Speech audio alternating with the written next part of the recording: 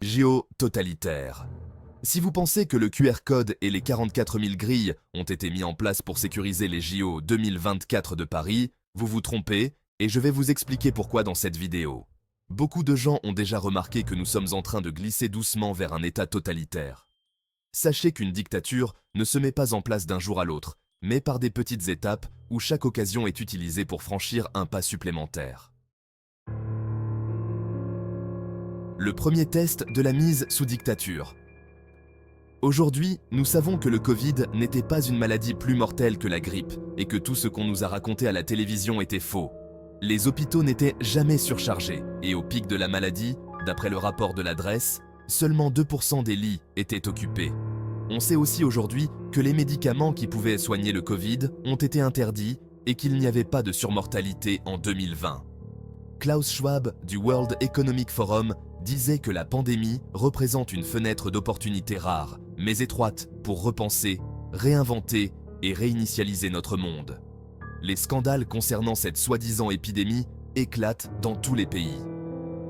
Aux USA, Fauci a avoué devant le Sénat américain que tout était inventé et la publication récente des rapports du RKI, Robert Koch Institute en Allemagne, constitue le plus grand scandale qu'ait vécu l'Allemagne. Pourtant, nos médias mainstream n'en parlent pas. Si on n'en parle pas, cela n'existe pas. Quand verrons-nous la publication des rapports des conseils de sécurité Covid en France et le procès de Delfrécy? Nous savons depuis la publication des rapports du RKI en Allemagne que les masques ne servaient à rien et que la vaccination, par exemple, n'avait pas d'autorisation pour vacciner les enfants. C'est ainsi que le RKI a conseillé le gouvernement qui n'a pas suivi ses recommandations. Pourtant, dans tous les discours, le ministre de la Santé a dit « Suivant le RKI ». Nous savons aussi que le terme d'épidémie pour les non-vaccinés était inventé et que les injections ne protégeaient absolument pas de la maladie. Alors pourquoi toutes les mesures de QR code pour les vaccinés et les guéris? Pourquoi, si on sait aujourd'hui qu'ils savaient que cela ne faisait absolument pas de différence? On savait dès le départ, et c'est écrit dans tous les livres d'épidémiologie, qu'il ne faut pas vacciner pendant une épidémie puisque la vaccination favorise les variants. Nous avons donc connu une épidémie des vaccinés. On sait aussi que les ministres, députés et sénateurs, exempts de l'obligation vaccinale et donc aussi du pass sanitaire, ne portèrent le masque que lorsqu'ils étaient filmés, faisaient des fêtes sans masque et allaient dîner dans des restaurants uniquement ouverts pour eux pendant la période du confinement où tous les restaurants étaient au fermé. Rappelons-nous aussi les policiers, exempts eux aussi de l'obligation vaccinale, armés comme pour un attentat terroriste qui contrôlait les passes sanitaires dans les restaurants et sur les plages désertes. Le Covid représente donc le premier pas vers la dictature où la caste au pouvoir a voulu tester la capacité d'obéissance de la population, voir combien de gens allaient volontairement se faire vacciner et combien de gens issus du médical allaient céder à la vaccination afin de pouvoir garder leur emploi. La propagande des médias mainstream, tous corrompus par des subventions, les ont aidés dans leurs agissements criminels où la Constitution et le Code de Nuremberg n'existaient plus. Des experts légitimateurs faisaient leur apparition dans les médias mainstream avec l'objectif de légitimer les actions criminelles du gouvernement et de décrédibiliser les vrais experts en les traitant de charlatans. Un mensonge dit 1000 fois devient une vérité. Rappelez-vous qu'ils disaient que c'était pour notre bien, pour protéger les autres, etc.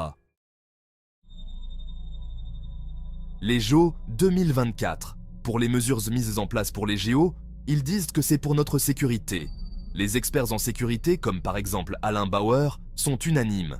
Si un groupement a prévu de faire un attentat, ces groupements ne commencent pas maintenant à s'organiser, mais sont sur place depuis quelques mois déjà, et ils ont certainement déjà leur QR code et peuvent se balader tranquillement partout. Alain Bauer a qualifié de folie criminelle, et une coproduction Hidalgo-Macron le fait de prétendre de sécuriser 6 km de rive de la Seine des deux côtés, ce qui fait 12 km au total. Imaginez un kamikaze qui se ferait exploser au milieu de la foule. La panique qui en serait déclenchée serait même plus mortelle que l'explosion elle-même. Les couloirs avec les grilles sont tellement étroits que le mouvement d'une foule en panique écraserait chaque personne qui tombe par terre. Non, le grillage n'est pas pour nous protéger, mais constitue un piège volontaire. Ici, le QR code et les grillages constituent une nouvelle étape dans la domestication de la population. Ils veulent voir combien de personnes vont céder à ces mesures totalitaires. Rappelez-vous le projet des villes de 15 minutes où il ne vous sera pas permis de sortir de votre quartier sans autorisation spéciale. Toutes les grandes villes gérées par la gauche y sont favorables, et Hidalgo est la première à vouloir mettre cela en place à Paris. Il s'agit donc d'une préparation à la prochaine étape totalitaire. L'objectif est de réussir leur projet de dictature d'ici 2030. Maintenant, nous savons que des billets gratuits ont été distribués dans le 93. Nous savons aussi que 1 200 000 billets d'entrée n'ont pas trouvé preneur. Nous savons que les restaurateurs et hôteliers constatent une baisse de 30% de fréquentation. Normalement, pour des JO, on aurait dû s'attendre à ce que les touristes ne trouvent plus de place et que les prix pour une nuit d'hôtel doublent ou triplent. Attendez-vous cependant à des tribunes pleines. Comment? Pas de touristes, pas de Parisiens et des tribunes pleines. Comment est-ce possible? La propagande nous montrera un vrai succès des JO. Comment? Nous apprenons à l'instant que les 1 200 000 billets sont distribués à travers la France à des organisations telles que des ONG et que les personnes seront amenées gratuitement en avion afin de pouvoir combler les rangs. Les touristes, eux, n'ont pas envie de déjeuner derrière une grille à une terrasse où il aura fallu montrer leur QR code, leur passeport et la réservation pour pouvoir y accéder. Nous savons aussi qu'une commission spéciale a été créée pour aider les commerçants qui devront évidemment rembourser à la suite. Le manque à gagner sera donc une fois de plus comblé par une aide d'État, c'est-à-dire par nos impôts. Cela ne vous rappelle rien? Cela ne vous rappelle pas les faillites différées dues aux aides d'État pour le Covid parce que les commerçants étaient dans l'incapacité de rembourser l'État? Jusqu'ici, les JO ont coûté 12 milliards d'euros et ce n'est pas fini. Conclusion. En cédant à ces mesures, nous donnons au régime l'autorisation de continuer et d'envisager les prochaines étapes. Les prochaines étapes vont se rapprocher dans le temps, et il y a même une discussion pour garder le QR code pérenne même après les JO. Ici aussi, la Constitution et les droits de l'homme ne sont plus respectés. Tout le monde a le droit de rentrer chez lui. Eh bien, si vous habitez dans une zone grise, ce n'est plus le cas. Tout le monde, d'après la Constitution, a la liberté de mouvement. Eh bien, ce n'est plus le cas. Laurent Nunez, le préfet de police de Paris, nous avait expliqué le 1er mars 2024 que le QR code ne serait pas exigé pour les piétons et que ce serait en les sites complotistes. Madame Béatrice Rosen a tweeté que malgré cette promesse, le QR code était aussi exigé pour les piétons. La préfecture de police a répondu par un tweet que c'était faux. Cependant, les images et les vidéos prouvent que le QR code est bien exigé aux piétons. L'acceptation de ces mesures de contrôle et de surveillance par la population ouvre la voie à des restrictions encore plus sévères à l'avenir. Chaque pas vers la surveillance accrue érode un peu plus nos libertés fondamentales.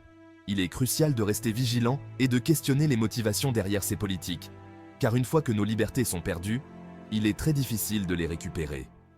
La démocratie et les droits de l'homme ne doivent jamais être compromis sous prétexte de sécurité.